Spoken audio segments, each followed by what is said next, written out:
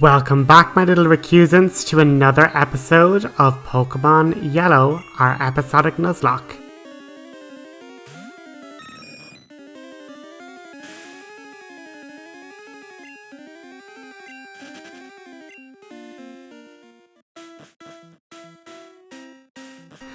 We pick up right where we left off, but with Roxas now teaching our new Jigglypuff Seraphine the TM for Water Gun, so she has a super effective move going into Diglett's cave. Let's roll that title card. Execution of Electrical Escapades. So Roxas journeys back into the depths of Diglett's cave in order to just train up his Pokemon a little bit better before embarking onto the SS Anne to link up with the international agent that Bill had suggested he go speak to in relation to Team Rocket and how best to avoid their pursuits and keep the Helix fossils safe from harm. But he realizes that in order to at least impress the many international guests and visitors, he needs to be sure that his Pokemon would be able to give a good showing should any of the trainers wish to battle him. If his Pokemon are too weak or he isn't able to perform well with his Pokemon, it could lead to a further investigation and them discovering that the ticket he owns isn't actually his and he has no right to be there as a trainer. So on teaching Seraphine Water Gun, Roxas now has an ability to take on rock and ground types with a normal type.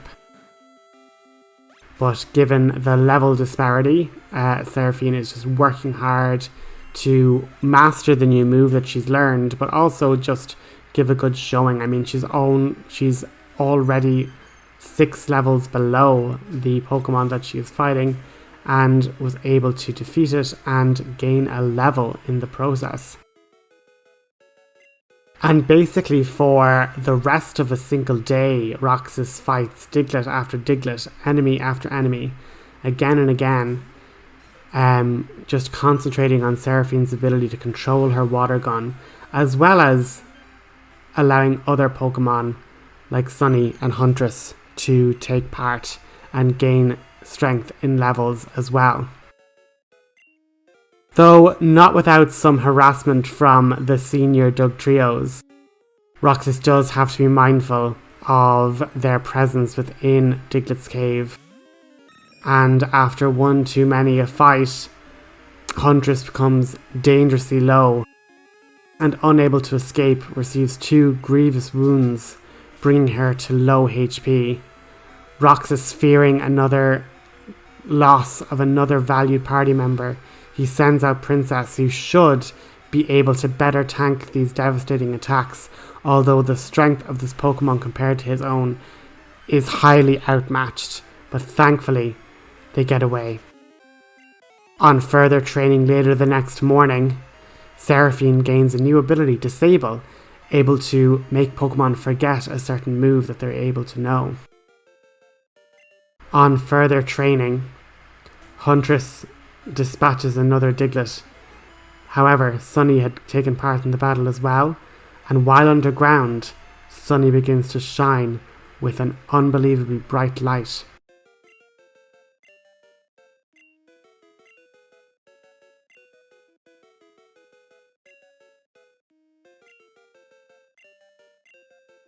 Weepinbell, the flycatcher Pokemon. When hungry, it swallows anything that moves. Its hapless prey is melted inside by strong acids. The Pokemon that loved to dance, now a lot more squat and not as nimble as it used to be. Sunny seems shocked by its transformation. As Roxas leaves Diglett Cave, a youngster shouts over, "You've been training in there a long while. What sort of Pokemon do you have?" On sending out Jigglypuff, the youngster laughs. You're fighting Diglett with that?" Roxas chuckles. "No, not with that." And sending Princess into the fray, The youngster quickly takes back his once cocky grin. Ekans lunges forward to Princess, biting hard, but her scales make it not leave that much of an impact. Ekans barrages it with a flurry of barbs. However, Princess, being quad resistant to its attacks, shakes it off as it barely does any damage. The youngster shrugs. Do you see all the different lights here? It helps keep it bright during the night times we're able to play out here. Well, kids shouldn't really be staying out too late, should they? A bald-headed gambler walks over and says, "Are you in the betting type, kid? Your Pokemon v my Pokemon. Winner gets a good bounty of money." Seraphine steps forward, ready to fight this Poliwag. However, Roxas sees a better strategy in letting Peekaboo have the fight. The gambler's Pokemon sprays with bubbles, but Pikachu's lightning attacks prove way too powerful.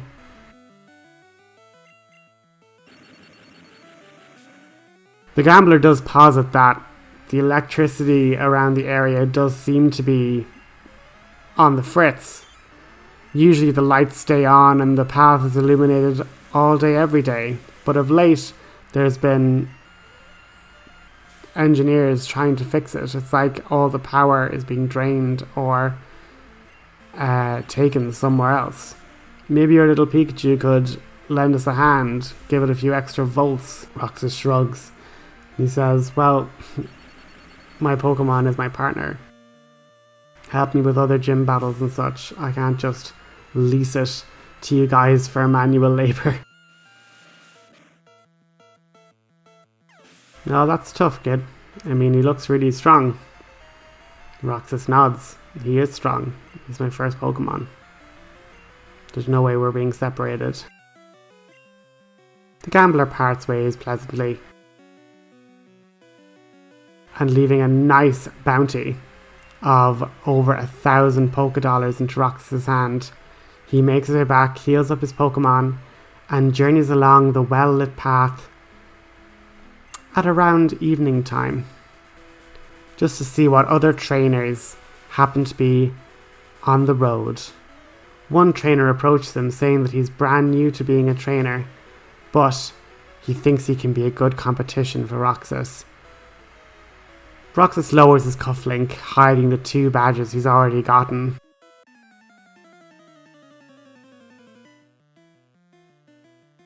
On seeing Sandshrew, he wonders could Seraphine deal with it herself with a water gun. Seraphine, still being underleveled by a good amount, brandishes the super effective move, but the Pokemon's high defense makes it unlikely to be able to do much damage. Sunny then takes the field, a lot less mobile and flexible as it used to be. However, its vine from its head lashes out with the same intensity and accuracy as its more nimble pre-evolution. On seeing a Zubat, Huntress leaps into action, willing to fight off another flying type, adding another to her list. One of the reasons Roxas' own Zubat, Cullen, wasn't able to make the grade was purely because of Huntress' jealousy. It's clear to see she still wants to prove herself the best flying type in all of Kanto, if not the world. I mean, what will it take to make her know that she's the best? What other powerful flying types could be waiting for her to challenge?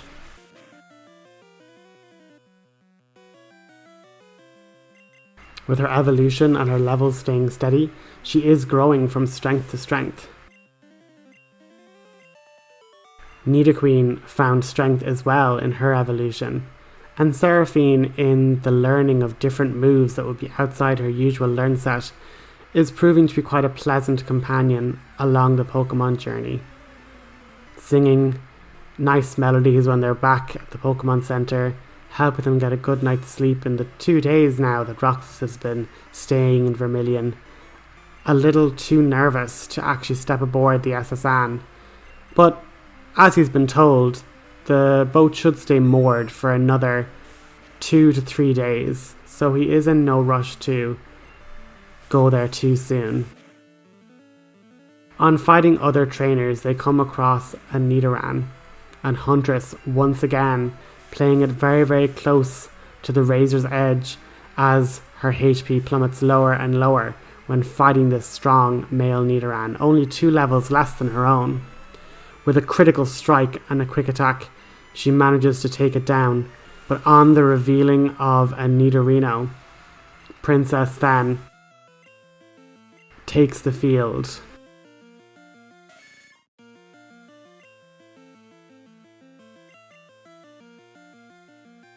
A tackle hard critically hits Princess. However, her bulk and HP makes it no more than a scratch, really. On landing a scratch of her own, the Nidorino reels back, taking a critical strike as he's sent flying across the open plains. And a second critical hit, showing that even throughout her evolution, that Nidoran with the crit rate of unmathematically high statistics remains the same. After healing up Huntress and his other Pokemon with the medicinal items he bought back in Cerulean, another gambler steps forward, willing to make a wager. He actually had 3 gym badges. Simple thing, kid. Grass types. Brock, Misty, and Surge. They all can't stand up against grass types. Grass strong against rock, strong against water, and resists electric.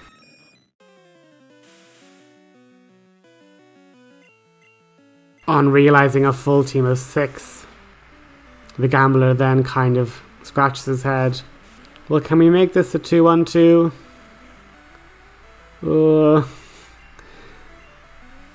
Maybe that wasn't the best, but I would have gone over to see the grass type specialist Erica, but that darn Snorlax's blocking the way. No one's able to shift it. It's just stuck. The two converse as their Pokemon, locked in combat, exchange blows and raps and noxious powder. Seraphine cheering them on from the sides, watching and gaining experience of combat as she engages from the sidelines, cheering them on.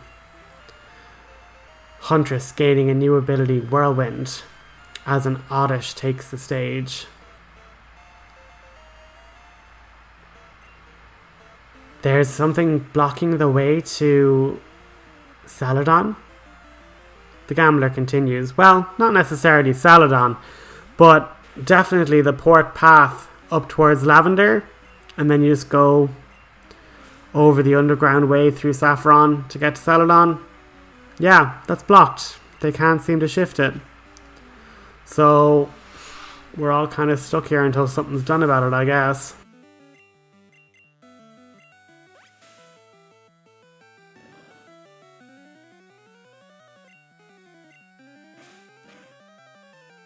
On defeat, the gambler hands over the money to Roxas for a game well played and a wager well run. Roxas continues to head west, seeking the mysterious Pokemon that gambler spoke about. A third gambler finds his way to Roxas. You've got quite the reputation, kid. 2 badges and you're already beating all of these other trainers? Come on, challenge me, let's see what you got.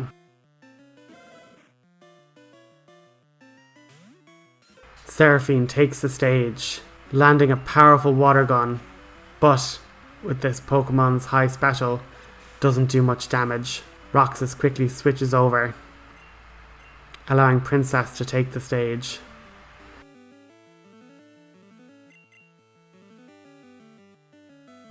Princess takes a bite from the Growlithe, with again her bulk and defense proving invaluable. She lances out with a critical hit Poison Sting, but in getting close to the Growlithe, it unleashes a powerful fire attack that actually burns. However, in that moment, another poison sting lands, its venom poisoning the Growlithe. And with 2 swift double kicks,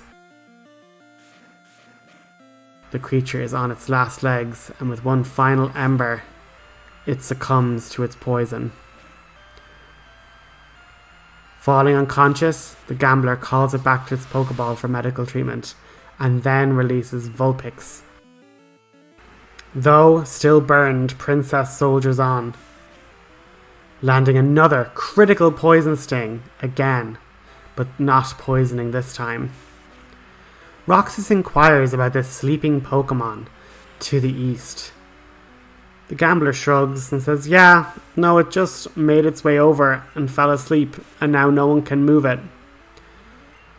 Even the engineers were trying to turn up the lights here to maybe waken it up with the daylight.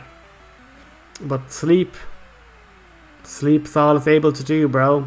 It just sleeps through the day, sleeps through the night. No amount of light can rouse it. So I don't know what we're gonna do in terms of travel.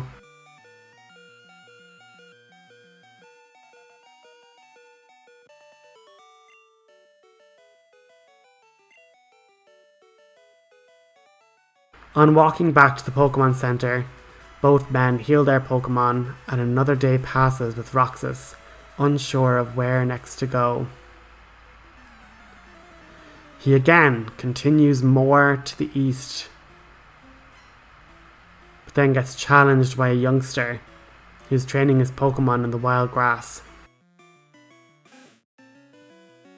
I'm going to be a normal type Pokémon master, and I'm going to get that sleeping Pokemon once I figure out how to wake it up so I can throw a Pokeball at it.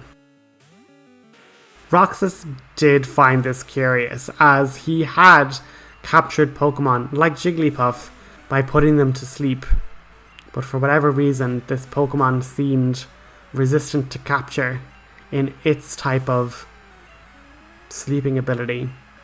The different abilities of Pokemon really did confound Roxas. There really must have been so many different kinds, all with so many different abilities, strengths and weaknesses. Even in seeing his own Pokemon change and adapt with evolution, their personalities growing and changing with each new experience, and working as a team as opposed to wild Pokemon and individuals. It all just made Roxas really understand just how important it was to keep his friends close.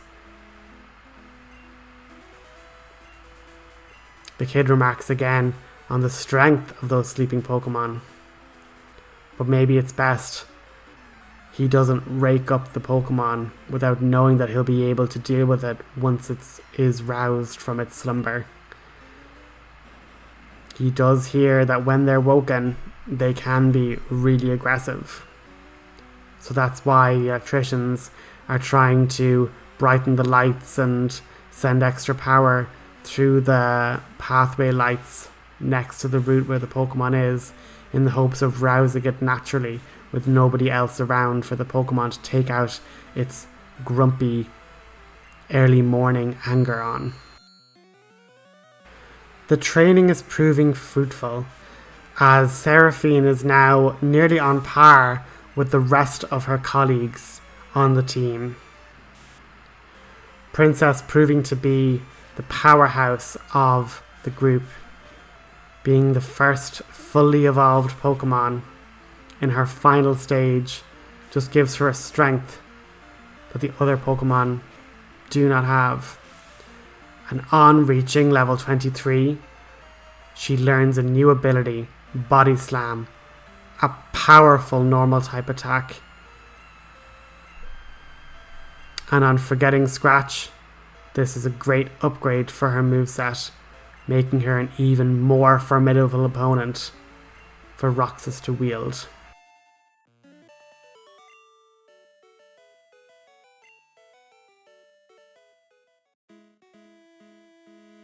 Roxas finds a hidden escape rope beneath the rock, and journeying down, gets approached by an electrician, asking if Pikachu could help power some electricity into the circuit breakers.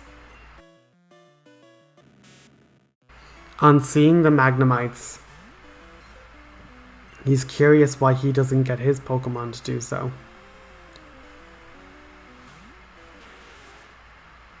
However, with one critical hit body slam,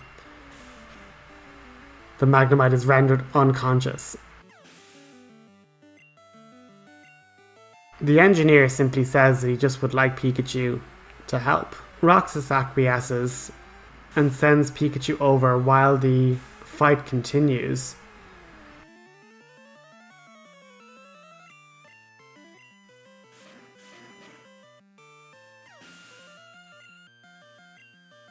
He sees a now fully evolved Magneton. Pikachu unleashes his electricity into the circuits, and before long he sees all of the different lights pop on one by one all across the route. The engineer says cheers. He is a colleague further down the road. Go check in with him. There's another circuit breaker the other side. Happy that Peekaboo was able to be of help and not requested to be kept, unlike the other gambler from earlier on. Roxas considers letting Peekaboo help out this other electrician further down the way. Roxas moves Splishy into the front, as even though Seraphine is the newest and weakest, she has leveled up quite quickly, with her colleagues gaining strength and abilities quicker than Splishy. Not wanting Splishy to feel left out or far behind, he sends him out for one little look to help him gain battle experience.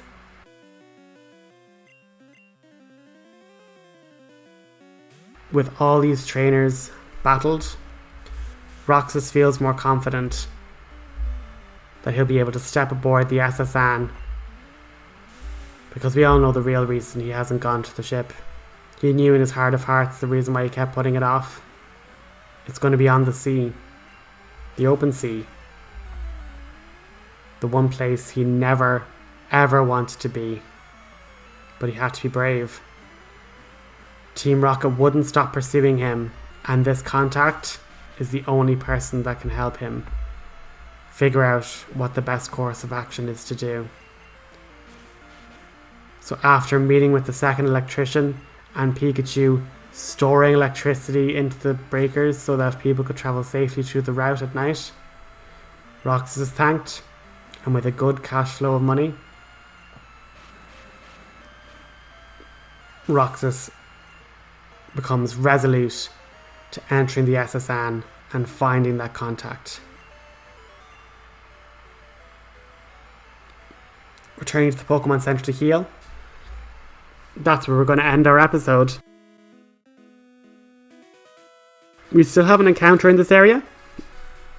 All I've been finding are Pidgeys and Rattatas, so they count as the duplicate claws.